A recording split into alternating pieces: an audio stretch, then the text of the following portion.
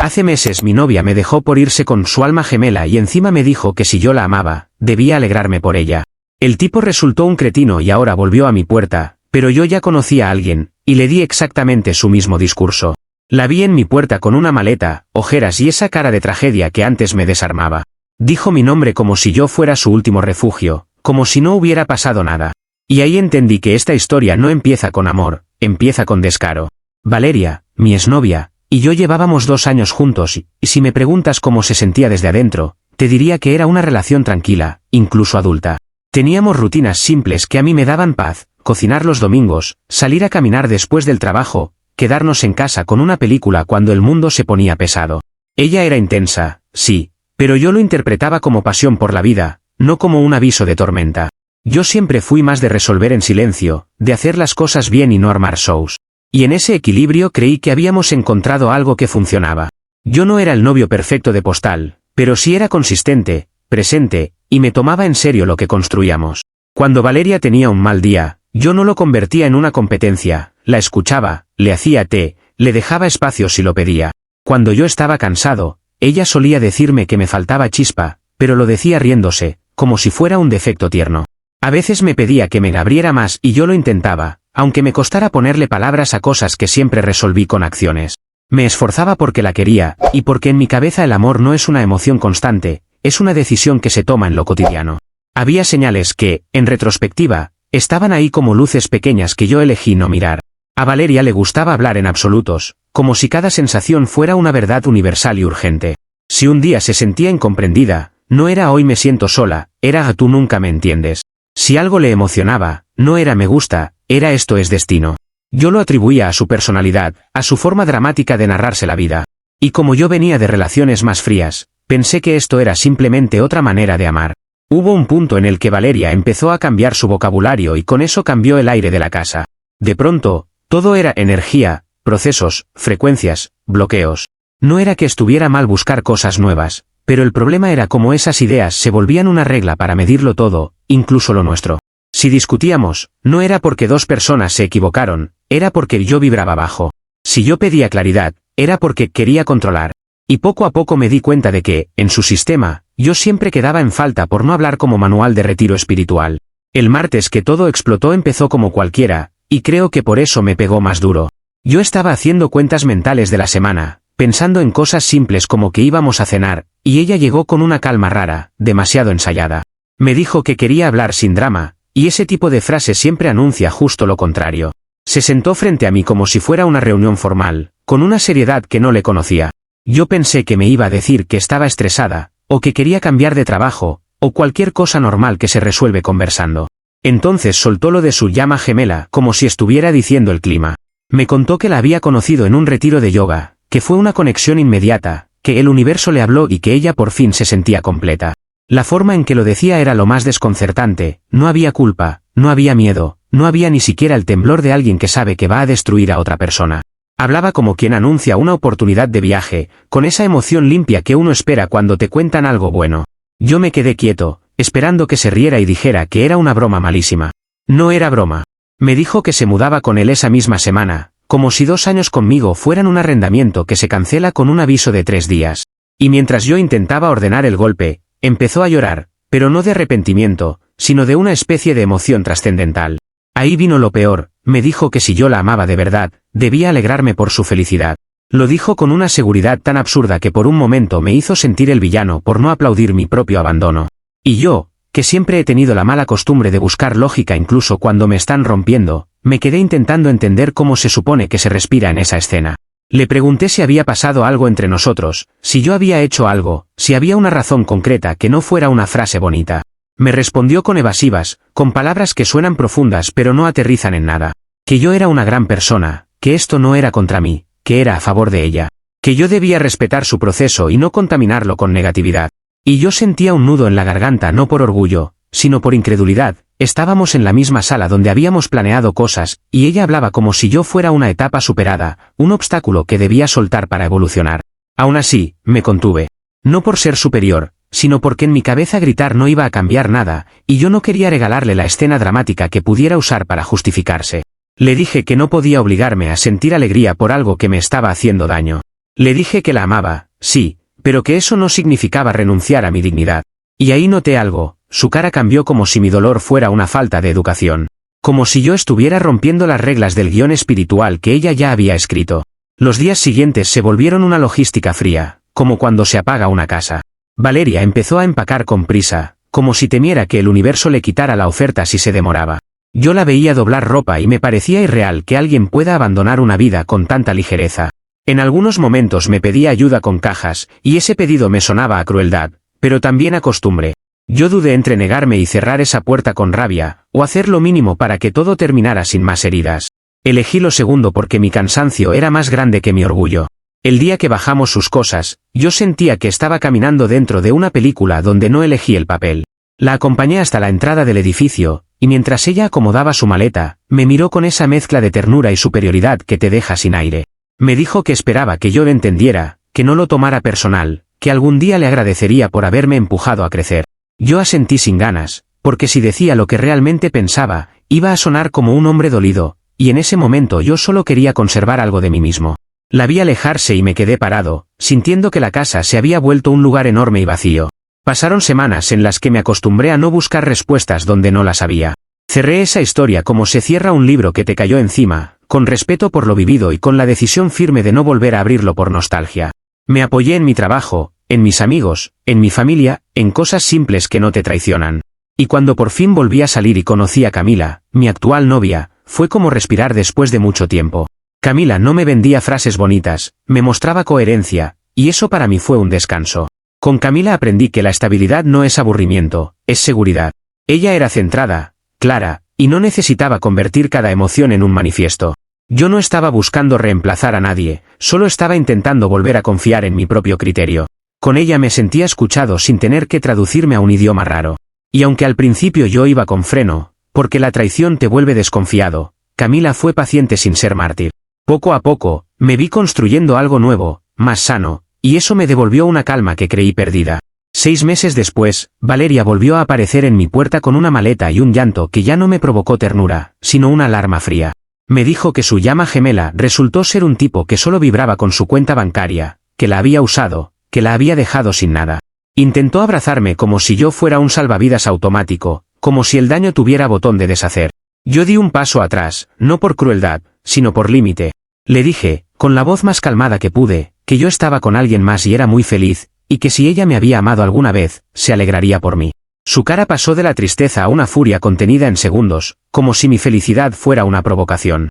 Me dijo que yo era frío, que no tenía empatía, que era una falta de respeto que no la dejara pasar siquiera a explicarse. Se aferró a lo único que siempre le funcionó, convertir mi límite en un ataque, y mi calma en una agresión. Y ahí, parado en el umbral de mi casa, entendí que no estaba volviendo por amor, estaba volviendo por control. Lo peor no fue que se enojara, fue que actuó como si yo le debiera consuelo por las consecuencias de su propia decisión. Comentarios de la historia principal. Usuario anónimo 1 dice, lo de, si me amas, alégrate, es una manipulación de manual, y más descarado todavía que te lo suelte mientras se va con su llama gemela del retiro. No te dejó por destino, te dejó por capricho con palabras bonitas. Y ahora vuelve con una maleta como si tu casa fuera sala de espera. Respuesta de la OP, yo también lo veo así ahora, aunque en el momento me costó porque uno está en shock y quiere creer que la persona que amaste no puede ser tan cínica. Lo que me sostuvo fue algo simple, mi puerta no es un premio de consolación. Si una decisión fue tan segura como para irse, también tiene que serlo bastante madura como para asumir lo que venga después. Usuario anónimo 2 dice, te aplaudo el espejo perfecto, le soltaste el mismo discurso y se le desarmó el teatro en la cara. Pero ojo, porque ese tipo de gente no regresa por amor, regresa para probar si todavía te tiene agarrado. Si hoy te llamó, frío, por no dejarla pasar, mañana te va a llamar, cruel, por respirar. Respuesta de la OP, por eso no la dejé cruzar el umbral, porque no era una conversación, era una invasión disfrazada de lágrimas. Yo no quería ganarle, quería proteger lo que sí estoy construyendo con Camila. Si algo aprendí es que la paz no se negocia con alguien que se alimenta del caos. Actualización 1. Ha pasado una semana desde la última actualización. Los primeros 2 días después de que Valeria se fue de mi puerta yo pensé que lo había entendido, o al menos que se había cansado. Me enfoqué en lo mío, en mi trabajo, en no contaminar mi casa con esa energía vieja que siempre termina dejando polvo en los muebles. Camila me notó raro, no celosa, sino atenta, como alguien que detecta que te apretaron una herida antigua. Yo le conté lo justo para que supiera el contexto, sin dramatizar, porque mi intención era que Valeria se quedara donde pertenece, en el pasado. Pero con Valeria, el pasado nunca se queda quieto si no consigue la reacción que busca. El primer golpe me llegó por un lugar que siempre duele, mi mamá. A las 3 de la madrugada sonó el teléfono y yo me levanté con esa sensación de alarma que solo te da una llamada a esa hora. Era mi madre, preocupada, preguntándome qué estaba pasando, por qué Valeria la había llamado llorando. Yo la escuché balbucear que Valeria decía que yo la había tratado como una desconocida y que eso demostraba que yo no tenía valores familiares. Me quedé con el celular en la oreja tratando de procesar la audacia de meter a mi mamá en algo que ni siquiera era conversación, era un límite. Le pedí a mi mamá que no volviera a atenderle a esa hora, y sentí una rabia seca, de esas que no explotan pero te endurecen. En la mañana siguiente fui a trabajar como si nada, porque en mi mundo uno sigue aunque tenga un incendio en la espalda. Traté de concentrarme, pero el ruido interno era constante, el recuerdo de Valeria culpándome por no dejarla pasar, y ahora extendiendo ese juicio a mi familia. A media tarde mi mamá volvió a escribirme, esta vez diciéndome que Valeria había vuelto a llamar, que insistía en que yo era frío y que mi frialdad era violencia. Yo respiré hondo, porque discutir con alguien que reescribe la realidad es como pelear con humo. Tomé una decisión simple, iba a poner límites claros también con mi familia, para que Valeria no encontrara puertas laterales. Les pedí que no le contestaran, y que cualquier cosa la canalizaran por mí, sin conversaciones emocionales. Pensé que con eso se frenaría, pero el problema con la gente que vive de la reacción es que, si no obtiene una, sube el volumen. 2 días después, en plena oficina, llegó un arreglo floral enorme, de esos que te obligan a levantarte de la silla por puro impacto. Era un arreglo fúnebre, blanco, exagerado, con una cinta que parecía sacada de un velorio. Mis compañeros se quedaron en silencio, y alguien preguntó si había fallecido alguien cercano. Yo sentí un calor en la cara que era vergüenza y enojo mezclados, porque no solo estaba invadiendo mi casa, estaba invadiendo mi trabajo. La tarjeta decía, descansa en paz, el hombre que conocí murió por su ego. Lo leí 2 veces porque mi cerebro se negaba a creerlo. No era un perdón, no era una disculpa, era un castigo teatral. Y lo peor era el objetivo, que yo me sintiera culpable, que yo me viera obligado a reaccionar, que yo le diera el momento dramático que ella necesitaba para sostener su narrativa. Me tragué la impulsividad, porque sabía que si yo armaba un show en la oficina, el show sería mío, no de ella. Aún así, tuve que explicar en una reunión que no había muerto nadie, que era un problema personal que se había salido de control. Esa tarde, Camila me llamó para preguntar cómo iba mi día, y yo terminé contándole lo de las flores antes de que me lo sacara de la cara con esa intuición suya. Ella se quedó en silencio un segundo y luego me dijo algo que me aterrizó, que eso no era tristeza, era manipulación.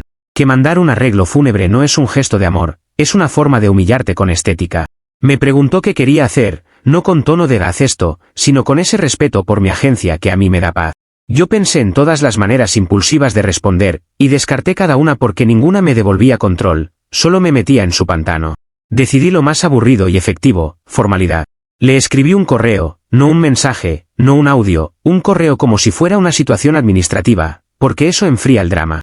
Le agradecí el envío, le pedí que no volviera a contactarme a mí, a mi familia o a mi lugar de trabajo, y le dejé claro que cualquier intento de acercamiento no iba a cambiar mi decisión. No insulté, no grité, no le di material emocional. Solo le puse un marco, esto tiene límites, y tú no los estás respetando. Fue una decisión firme, y me costó, porque yo soy humano y tenía ganas de decirle verdades con filo. Camila vio el correo antes de que lo enviara y me sugirió una sola cosa, que no dejara espacios ambiguos. Que no pusiera por favor, sino te solicito y no autorizo, porque con gente así las cortesías se interpretan como grietas. Yo hice ese ajuste, y al apretar enviar sentí algo parecido a calma, como si hubiera puesto una cerradura nueva. No porque creyera que Valeria iba a respetarlo, sino porque yo estaba respetándome a mí. Y a veces esa es la única victoria que existe. La respuesta no tardó. Me mandó un audio larguísimo, de esos que no buscan comunicar, buscan agotar. Decía que yo era un monstruo por usar su regalo de perdón para lucirme con mi reemplazo, aunque yo jamás mencioné a Camila en el correo. Decía que yo la estaba humillando con mi tono, con mi frialdad, con mi manera de hablar como si ella fuera una extraña. En su cabeza, el crimen no era lo que ella hacía, era mi forma de no dejarme arrastrar. Y mientras la escuchaba, entendí que no había respuesta posible que la satisficiera, porque lo que quería no era diálogo, era acceso. En la noche, Camila y yo hablamos con calma sobre cómo manejarlo sin que se convierta en el centro de nuestra vida. No era una conversación de miedo, era de estrategia emocional, cómo proteger lo nuestro sin escondernos. Yo le dije que mi prioridad era que ella no se sintiera amenazada en su propia relación por un fantasma con piernas. Camila me respondió que la amenaza no era Valeria, era el desgaste, y que el desgaste se controla con límites, no con guerra. Me gustó esa perspectiva porque me devolvía el foco. Esto no se trata de pelear, se trata de no ceder terreno. Los días siguientes Valeria siguió moviéndose como si estuviera tocando puertas invisibles. Mandó mensajes indirectos, intentó llamar desde números desconocidos, y yo empecé a notar un patrón. Si no conseguía emoción, intentaba conseguir logística. Como si pudiera inventarse una excusa práctica para obligarme a verla cara a cara. Y al séptimo día, como quien revela su carta final, escribió diciendo que iba a ir a mi casa a recuperar una cafetera vieja.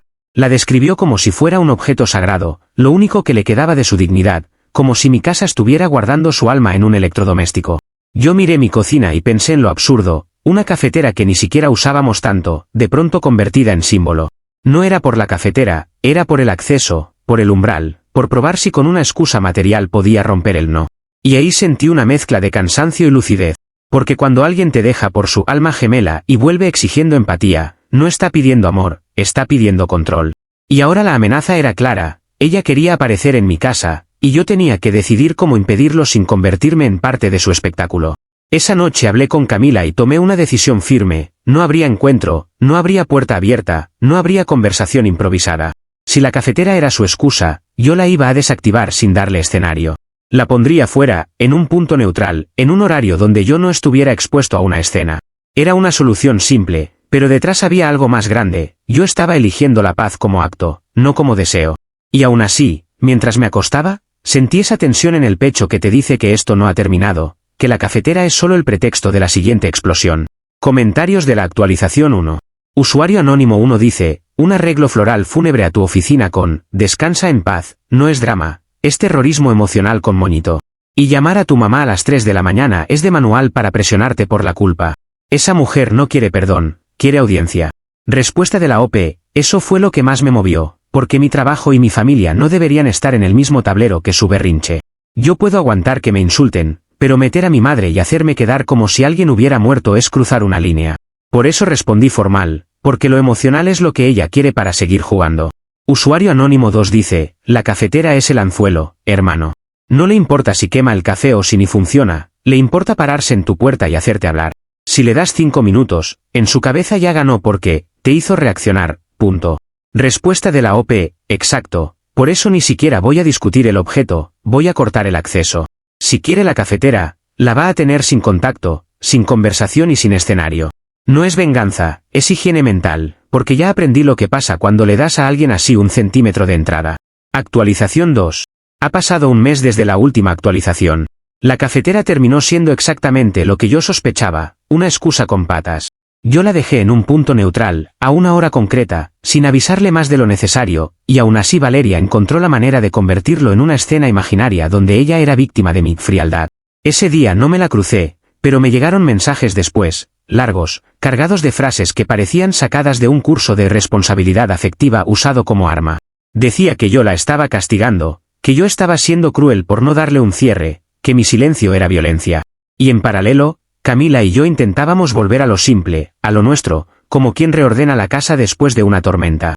Durante esas semanas, Valeria no desapareció, solo cambió de estrategia.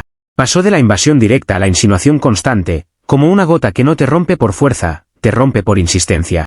De repente, aparecía casualmente en lugares donde yo iba, o me escribía cosas que parecían inocentes pero tenían veneno escondido. Un día me mandó una foto de un café igualito al que te gustaba, otro día un mensaje diciendo que había soñado conmigo y que el universo le estaba dando señales. Yo no respondí, porque sabía que cualquier palabra, incluso un no, era combustible. Lo que no esperaba era que ese combustible lo iba a prender en público, donde el ridículo pesa más. Camila y yo cumplíamos un año juntos, y yo quise hacer algo que fuera un gesto bonito, no extravagante, pero sí significativo. Reservé una cena en un restaurante donde la comida es buena y el ambiente te deja conversar sin gritar. Yo quería celebrar lo que habíamos construido, porque para mí eso es importante, reconocer cuando algo sano te pasa. Camila llegó con una sonrisa tranquila, de esas que te hacen sentir que estás en el lugar correcto, y por un rato me olvidé de Valeria como si fuera un mal sueño. Pedimos vino, hablamos de planes, nos reímos de cosas pequeñas, y yo sentí esa gratitud rara de haber sobrevivido a una historia fea sin volverme amargado. Hasta que la vi. Valeria entró al restaurante como si estuviera entrando a un escenario donde el público ya la estaba esperando. Llevaba un vestido blanco, demasiado blanco para la ocasión, como si quisiera ser un símbolo en vez de una persona. No vino a saludar, no vino a pedir permiso, no vino a disculparse. Se sentó en una mesa al lado, lo suficientemente cerca para que yo la viera, lo suficientemente lejos para fingir que no venía por mí. Y apenas se acomodó, sacó un cuaderno como si fuera un objeto sagrado y empezó a hablar en voz alta, no para alguien, sino para el aire. Comenzó a leer un diario de gratitud sobre cómo me perdonaba por ser emocionalmente limitado. Lo dijo con un tono de actriz que está interpretando a la mujer sabia que supera al hombre inmaduro. Nombró cosas que no tenían sentido en contexto, como si estuviera construyendo una versión teatral de nuestra historia para quien quisiera escuchar. Camila me miró sin abrir los ojos de más, sin caer en provocación, pero yo vi cómo su mandíbula se tensó apenas, no por celos, sino por indignación ajena. Yo tragué saliva y decidí que no iba a reaccionar, que no iba a convertir mi aniversario en un ring. Pero Valeria no estaba ahí para ser ignorada, estaba ahí para obligarme a escoger entre paz y conflicto, y ella quería que yo eligiera conflicto.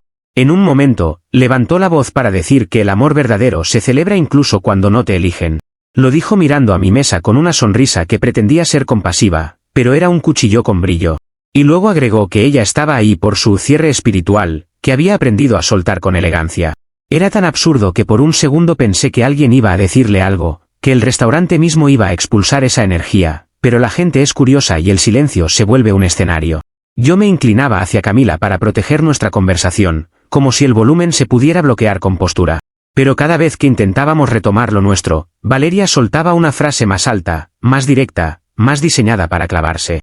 Camila me apretó la mano debajo de la mesa, no para que yo atacara, sino para recordarme que yo estaba ahí con ella, no con el pasado. Yo respiré hondo, y le dije en voz baja que si ella quería irnos, nos íbamos. Camila me respondió que no iba a dejar que una ex convierta nuestra vida en un episodio, y que lo único que necesitábamos era mantenernos unidos y firmes. Esa frase me sostuvo, porque me recordó que mi decisión ya estaba tomada desde hace meses.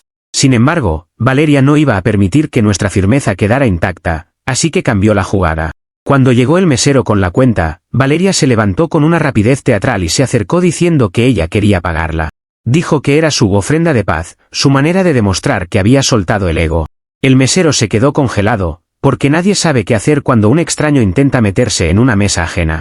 Yo le dije que no, con educación, sin levantar la voz, y le pedí al mesero que por favor siguiera el proceso normal. Valeria sonrió como si yo le hubiera dado la prueba exacta que necesitaba para su discurso, el hombre frío que no acepta amor. Insistió, dijo que era lo mínimo después de todo lo que ella había sufrido, como si su sufrimiento fuera una factura que yo debía saldar. El mesero, intentando salir del incendio, trajo el datáfono y yo pasé mi tarjeta primero, porque era nuestra cena, nuestro aniversario, nuestra decisión. La tarjeta pasó sin problema, y eso fue como apretar un botón invisible en Valeria. Su cara se deformó, no de tristeza, sino de indignación. Dijo que yo había invalidado su intención, que yo la estaba humillando frente a todos, que yo no sabía recibir gestos. Empezó a hablar de respeto, de empatía, de cómo mi tono era agresivo. Era el mismo patrón, solo que ahora con público, y el público le servía para amplificar la víctima que llevaba ensayando. En medio de ese monólogo, intentó hacer un movimiento dramático con la copa de vino, como si fuera a brindar por nuestra devolución mutua. No sé si fue por nervios, por torpeza o por la fuerza de su propio teatro, pero la copa se le resbaló y el vino tinto cayó directo sobre su vestido blanco. Fue un segundo absurdo, casi cómico, donde el universo parecía burlarse de ella. Se quedó inmóvil, mirando la mancha como si fuera una traición cósmica. Y en vez de aceptar la evidencia simple de su propio accidente, giró la cabeza hacia Camila con los ojos encendidos. Gritó que Camila la había empujado con la mirada. Literalmente dijo eso, como si los ojos fueran manos. Exigió que yo me disculpara por el ambiente hostil que mi presencia generaba, como si mi existencia feliz fuera una agresión contra su proceso. Camila se quedó quieta, con una calma que en ese momento me pareció un acto de fuerza. Yo vi como algunas mesas empezaban a murmurar, como el personal del restaurante se tensaba, como el gerente se asomaba desde lejos. Y yo entendí que si yo intentaba razonar con Valeria en ese punto, no solo no iba a funcionar, iba a prolongar el show. Así que tomé una decisión firme, de esas que no se sienten heroicas, se sienten necesarias. Me levanté, miré al gerente y le pedí que por favor llamara a un taxi para ella porque claramente no estaba bien. No lo dije con burla, lo dije como se dice cuando alguien está alterado y puede meterse en un problema mayor. Valeria escuchó eso y lo interpretó como un insulto, como si yo la estuviera declarando loca para humillarla. Empezó a decir que yo la estaba gaslighteando, que yo estaba convirtiéndola en la mala, que yo era un narcisista. Mientras tanto, Camila se levantó también, dejó propina, y me miró con una sola frase que cerró el asunto: vámonos. Salimos del restaurante con una mezcla rara de adrenalina y cansancio. En el carro, Camila no me interrogó, no me culpó, no me pidió promesas imposibles. Solo me dijo que esto ya no era un tema romántico, era un tema de límites prácticos, porque Valeria estaba escalando. Yo asentí, sintiendo esa claridad fría que llega cuando alguien te obliga a ver la realidad sin maquillaje. Y esa misma noche, como si el restaurante hubiera sido solo el comienzo de una fase nueva, me llegó un mensaje de Valeria diciendo que yo le debía una disculpa pública, que si no la tenía, ella se iba a asegurar de contar su verdad antes de que yo siguiera dañando gente. El gancho quedó ahí, clavado. Ahora no era solo drama, era una amenaza directa de convertir esto en una campaña para ensuciar mi nombre. Comentarios de la actualización 2. Usuario anónimo 1 dice: vestido blanco, diario de gratitud leído en voz alta, intento de pagar la cuenta, y remate con vino tinto encima. Eso no es cierre espiritual, es telenovela barata con presupuesto de vergüenza ajena. Y lo de Camila me empujó con la mirada, ya es nivel caricatura. Respuesta de la OP: te juro que si me lo contaban yo también pensaría que lo inventaron para internet. Pero cuando estás ahí, no se siente gracioso, se siente invasivo, porque te roba un momento que era tuyo. Lo único que pude hacer fue no engancharme y salir, porque lo que ella quería era un combate, no una solución. Usuario anónimo 2 dice: la amenaza de contar su verdad es el siguiente paso clásico. Si no puede entrar por la puerta, intenta entrar por tu reputación. Y lo peor es que su verdad siempre va a ser que tu tono la destruyó. Prepárate, porque el teatro ahora va a buscar audiencia más grande. Respuesta de la OP: eso es lo que me preocupa, no por miedo a que la gente me crea cualquier cosa, sino por el desgaste de estar apagando incendios que yo no inicié. Yo quiero vivir mi vida, no estar justificándome cada semana. Pero también tengo claro algo: mientras más firme y coherente sea yo, menos espacio tiene su narrativa para sostenerse. Actualización 3. Ha pasado una semana desde la última actualización. El mensaje de Valeria sobre contar su verdad me cayó como una piedra en el estómago, no por miedo a que fuera una criminal mastermind, sino por lo desgastante que es que alguien convierta tu vida en su terapia pública. Yo no quería entrar en un intercambio de comunicados, ni en una guerra de versiones, ni en ese circo donde gana quien grita más fuerte. Pero también entendí que ignorarla ya no era solo una decisión emocional, era una decisión estratégica. Si ella estaba buscando audiencia, mi silencio podía ser su lienzo. Camila me dijo algo que me ordenó la cabeza: no se trata de humillarla, se trata de que tu vida no vuelva a quedar a merced de su narrativa. Y esa frase fue el punto de partida para el jaque mate, porque yo no iba a atacarla con drama, la iba a dejar expuesta con su propia lógica. Yo conocía el patrón de Valeria demasiado bien. Si no lograba que yo la consolara, intentaba que yo pareciera el villano. Y si no lograba que yo pareciera el villano, entonces necesitaba un tribunal social donde pudiera fabricarlo. Por eso no me sorprendió cuando escribió invitando a una reunión de mediación con nuestros amigos en común. Lo vendió como un espacio de cierre, de responsabilidad afectiva, de sanación colectiva. Pero la forma en que lo redactó ya olía a discurso ensayado, a escenario preparado para quedar bien. Camila me preguntó si quería ir, y yo dudé, porque parte de mí quería desaparecer del mapa. Pero otra parte, la parte que aprendió a poner límites, entendió que si yo no iba, ella iba a contar una historia sin contrapeso y usar mi ausencia como prueba de culpa. Acepté, pero con una condición interna muy clara: yo no iba a debatir sentimientos, iba a marcar hechos. No iba a defenderme con rabia, iba a sostenerme con coherencia. No iba a llegar a ganar, iba a llegar a cerrar una puerta que ella seguía dejando entreabierta a la fuerza. Y para no caer en la trampa de ir solo, Camila me acompañó, no como guardaespaldas emocional, sino como presencia firme. No iba a hablar por mí, no iba a pelear, pero estar ahí era un recordatorio silencioso de que mi vida seguía, y que yo no estaba solo ni disponible. La reunión fue en casa de uno de nuestros amigos, un lugar neutral, con esa incomodidad típica de cuando la gente se reúne no para celebrar, sino para apagar un incendio. Valeria ya estaba ahí cuando llegamos. Se había vestido como si fuera a una charla motivacional, con una calma artificial, con esa sonrisa que intenta mostrar paz pero en realidad está pidiendo validación. Saludó a todos con abrazos largos, como si estuviera construyendo desde el primer segundo la imagen de mujer vulnerable y amorosa. Cuando me vio a mí, su sonrisa se endureció apenas, lo suficiente para que yo supiera que su objetivo no era reconciliar, era demostrar algo. Y cuando vio a Camila, su mirada hizo ese cálculo rápido de alguien que siente que le cambiaron el tablero. Empezó hablando de lo que duele soltar, de cómo a veces amamos a personas que no saben amar. Hablaba sin decir nombres al principio, pero con la obvia intención de que cada frase fuera un dardo con mi dirección. Algunos amigos asentían por incomodidad, no por convicción, porque nadie quiere ser el malo que le dice a alguien llorando que se calle. Y Valeria aprovechaba esa dinámica, porque siempre ha sabido usar el silencio ajeno como aplauso. Luego sacó su arma favorita, el moralismo. Dijo que ella estaba ahí para limpiar su nombre de lo que llamó mi campaña de desprestigio silencioso. Esa frase me pareció tan absurda que casi me río, porque yo no había hablado de ella con nadie más allá de explicar lo básico cuando me preguntaban. Después vino el momento más surrealista.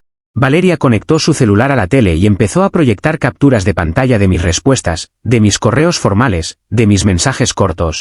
Los mostraba como si fueran pruebas de un crimen emocional. Señalaba mi forma educada de escribir y decía que eso era violencia disfrazada, que era una tortura psicológica diseñada para volverla loca. Decía que mi calma era una provocación, que mi exceso de cortesía era sadismo. En su mundo, yo no podía ganar, si gritaba, era agresivo, si era calmado, era manipulador. Y lo peor es que intentaba que todos en la sala aceptaran esa lógica como algo profundo solo porque ella lo decía con lágrimas en la voz. Yo esperé. No porque no tuviera nada que decir, sino porque sabía que si yo interrumpía, ella me convertiría en el villano que no la deja expresarse. Camila me tocó la pierna con suavidad, como un recordatorio de respirar. Y cuando Valeria terminó su exposición, me miró con esa cara que antes usaba para pedirme perdón después de hacer algo mal, solo que ahora estaba usada como demanda. Me dijo que quería una disculpa. No por haberse ido con su alma gemela, no por llamar a mi madre a las 3 de la mañana, no por mandar flores fúnebres a mi trabajo, no por arruinar mi aniversario. Quería una disculpa por él como yo le había hablado cuando volvió a mi puerta.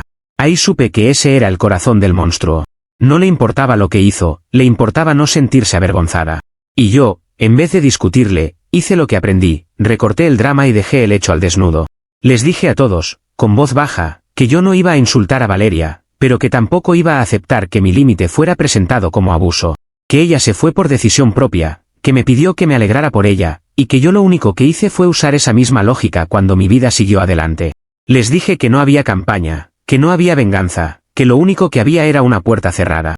Y que una puerta cerrada no es violencia, es consecuencia. Valeria se empezó a agitar, porque yo no le estaba dando el enemigo que ella había preparado. Intentó empujarme hacia la emoción, diciendo que yo era incapaz de amar, que yo era frío, que yo me escondía detrás de la formalidad. Y entonces pasó lo que yo nunca hubiera podido planear mejor. Uno de nuestros amigos, el más paciente, el más diplomático, el que siempre evitaba conflicto, explotó de cansancio.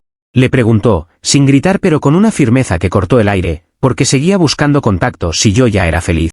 Le dijo que no entendía por qué insistía en meterse en mi vida cuando ella misma la había dejado. Fue una pregunta simple, sin insulto, sin juicio complejo, solo una pared de realidad. Y esa pared fue el jaque mate porque Valeria no pudo sostener su personaje. Se le rompió la máscara en vivo. En un arranque de indignación total, gritó, el problema no es que sea feliz, es que no me pidió permiso para serlo después de lo que me hizo sufrir con su indiferencia. Lo dijo con rabia pura, con ese sentido de derecho emocional que solo aparece cuando alguien cree que tu vida debe girar alrededor de su ego. Hubo un silencio espeso, de esos que pesan más que cualquier grito, porque en ese segundo todos entendieron lo mismo, no era amor, era control de la narrativa. No era dolor, era posesión disfrazada. Valeria intentó retroceder, pero ya era tarde. Empezó a decir que la estaban juzgando por ser vulnerable, que su trauma no era un chiste, que todos eran insensibles. Quiso volver al terreno donde ella domina, el de las emociones como escudo. Exigió que se disculparan por su tono, por cómo la estaban haciendo sentir. Pero nadie habló. No porque fueran crueles, sino porque estaban agotados, como yo. Y ese silencio fue lo más devastador para ella, porque no había aplauso, no había rescate, no había pobrecita. Solo había la consecuencia de haberse delatado sola. Se levantó, agarró su bolso y declaró que ese círculo de amigos estaba contaminado de patriarcado y de energías violentas. Dijo que se iba a mudar a otra ciudad para empezar de cero, que ella no necesitaba gente así, que ya había aprendido a soltar. Pero ya nadie estaba escuchando ese discurso como antes. Era como ver a alguien leer un guión después de que se le cayó el telón. Salió dando un portazo que sonó más a berrinche que a despedida, y por primera vez en meses, yo no sentí tensión, sentí un cierre. Esa noche, cuando Camila y yo llegamos a casa, me di cuenta de que mi cuerpo estaba agotado como si hubiera corrido una maratón sin moverme del sofá. Camila me abrazó y me dijo que yo había hecho lo correcto, no rebajarme, no humillarla, no entrar a su juego. Yo le respondí que, honestamente, lo más duro fue ver cómo Valeria podía convertir su propia incoherencia en religión. Pero también sentí alivio, porque ya no había duda en nadie de lo que estaba pasando. La narrativa ya no era un misterio, ella misma la había confesado, quería permiso para que yo fuera feliz. Los días siguientes fueron el epílogo silencioso. Valeria intentó mandar mensajes al grupo de amigos diciendo que se disculpaba si sus heridas se malinterpretaron, pero nadie le dio el escenario que pedía. Algunos la dejaron en visto, otros respondieron con frases cortas y neutrales que no alimentaban drama. Mi madre no volvió a recibir llamadas, porque ya había entendido que eso era manipulación, no cariño. En mi trabajo, el arreglo fúnebre se convirtió en anécdota incómoda, y la gente dejó de preguntarme, porque el tiempo mata el chisme cuando el chisme no tiene material nuevo. Y en mi casa, lo más simbólico fue que la cafetera vieja, esa por la que ella quiso cruzar umbrales, terminó de romperse definitivamente esa misma semana. Fue un clic, un sonido mínimo, como si el objeto hubiera esperado a que saliera el caos para rendirse. Hoy sigo con Camila y la paz se siente, no como emoción, sino como estructura. No es que yo gané contra Valeria, yo simplemente dejé de jugar. La justicia poética no vino en forma de castigo espectacular, vino en forma de exposición. Ella quedó frente a todos como lo que era, una persona indignada no por lo que hizo, sino por las consecuencias y por no controlar cómo la miraban. Y yo me quedé con lo único que importa, una vida que no necesita permiso de mi pasado para existir. Comentarios de la actualización 3. Usuario anónimo 1 dice, lo de proyectar capturas para probar que tu cortesía es tortura, ya era circo, pero lo que la mató fue gritar que necesitaba tu permiso para que seas feliz. Ahí se le salió el verdadero monstruo. Eso no es dolor, es propiedad. Respuesta de la OP, fue exactamente eso lo que hizo que todo cerrara de golpe. Yo llevaba meses intentando entenderla, intentando no ser injusto, intentando no ver mala intención en todo. Pero esa frase fue una confesión. Y cuando alguien confiesa que lo que le duele es no controlar tu vida, ya no hay debate emocional que valga. Usuario anónimo 2 dice, el jaque mate fue perfecto porque ni lo buscaste con humillación, ella se disparó sola. Y encima usó a todos como jurado hasta que el jurado se cansó. Eso es lo que más les duele, el silencio cuando nadie compra el personaje. Respuesta de la OP, sí, y te digo algo, yo no quería que la destruyeran, yo solo quería que dejara de entrar a mi vida por la fuerza. Pero ella misma empujó tanto que se quedó sin espacio. Yo aprendí que un límite bien puesto no necesita gritos, solo necesita consistencia. Y cuando eres consistente, el drama se queda sin oxígeno.